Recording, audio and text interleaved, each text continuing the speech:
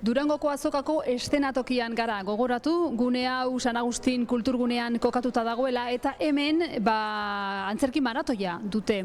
Goizean 4 talde eta arratsaldean beste 3-15 minutuko saioak dituzte antzezleek eta tira, hemen elkartu da inguruotako mundu honekin lotutako hainbat eta hainbat lagun. Goazen ikustera zer dagoen hor barruan.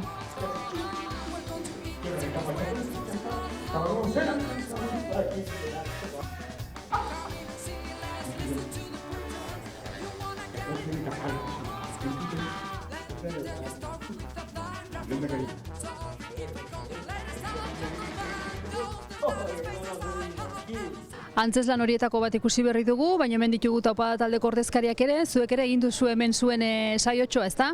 Bai, orantxe bertan bukatu dugu, bai.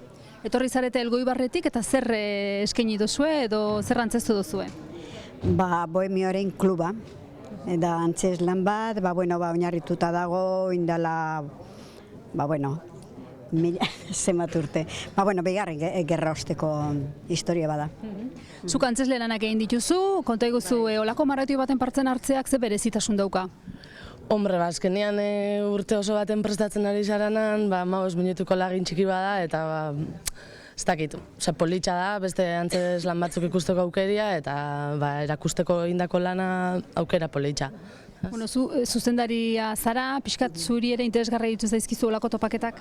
Bai, zugarri, bai. Gainera, jau 3. urtea da, etortzen garela, eta oso gustora etortzen gera, gainera topatzen gera beste jende batekin, aprobetxatzen dugu ikusteko besteak ere egiten duten, eta oso polita da bai. Zorionak, danoi, eta aurrera antzerkiarekin.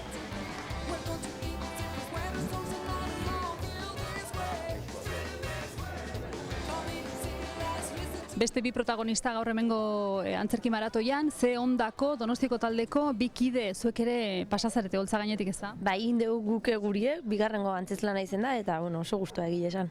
Ze ekarri duzue maratoira?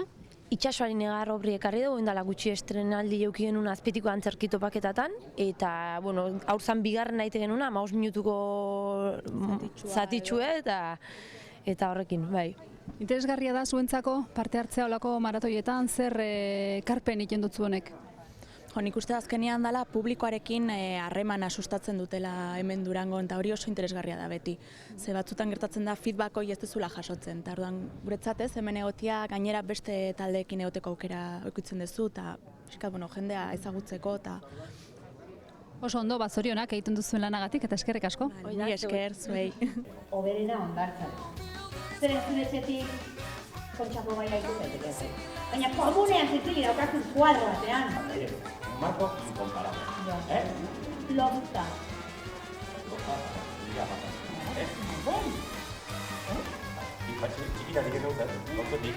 Ikusi dugu maratoi honetako antzezlanetako bat, orain momentuan teloia itxita dago eta hemen hurrengorako prestaketa lanak egingo dituzte, izan ere, goiz batean 4 antzerki obra txiki ikusteko aukera egoten da maratoian eta hori ere interesgarria da antzezlarientzako.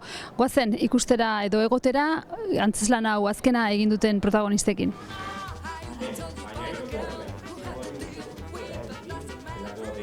Tira eta ikusi ditu holtza gainean, Victor eta Biki kasu honetan, olako maratoiak ondo, zuentzako? Maratoi bezala gainera, torri itziztu bizian, ordubeteko saioa egiten dugunez, 15 minututara laburtzea zaila, baina politxa, zer erakusleio bezala ere leku politxa da. Beraz, indozuna da egokitu ordubeteko obra bat, hemen 15 minutuan eskaintzeko olako zertzela datxo bat. Hoixe, lagintxo bat, egin dugu antolatu edo bintzate dakagun prestatutan zerkia, pixka bat atera nahi genituen gauzekin eta izkutatu nahi genituen gauzekin, pixka bat jendeak ezagutzeko obra zertaz di joan, baina zatitxo bat moduan, promo moduan gero aurrerago ikusi alizateko jendeak luzeran dago zori. Interesgarri iruditzen zaizue azokako plaza handi honetan antzerkiari ematen zaion leio hau? Interesgarria beti da, ez? Azkenean kultura zitzeitan ere garila, antzerkiak ere badu bere tokia eta izan behar du bere gunea ere bai. Eta interesgarria oso erabat, bai. Bueno, salto batean etorri zarete ona, uste salto batean zoaztela berriro landakora, zabizie pixka danian, ez da? Zelan bizida egoera hau, bosteguneko egoera hau? Ni egia esan oso pozik, baina azkenian gauza asko dira, eta momentu batzutan estresatzen zea, zer urduri jartzen zea, eta baina bai, bi hiru lekutan ezin da momentu berean egon, estanean gabiltza, bera ez da maten, ni beste ez da maten, lanian, etorri gara ona, lehen egon gara proba egiten, orain berriz ere bueltatzen gara, gu gero dakagula eta gehietan kontzertua hotxenean, gero elkarrizketa, pixkat, baina egia esan oso pozik. Zuere bai? Bai, ze azkenean ematen du Durangon egon egin behar dela, eta hala da, ez? Jendeak Durangon referentzia asko hartzen ditu, eta Durangoko azoka 50 urte daramatza, bai, baina 50 urte baldin badaramatza zerbaitegatik ere bada, ez? Eta horri erantzuna imartzaio, bertan egon beharra dago, jendeak ikus dezan, eta gertu sentitu eta euki eskuragarri daukan guztia. Oso ondo, eskerrik asko hemen ere egon izanagatik, eta nahi duzuen erarte. Eta hau zen guztia eszenatokitik, agur!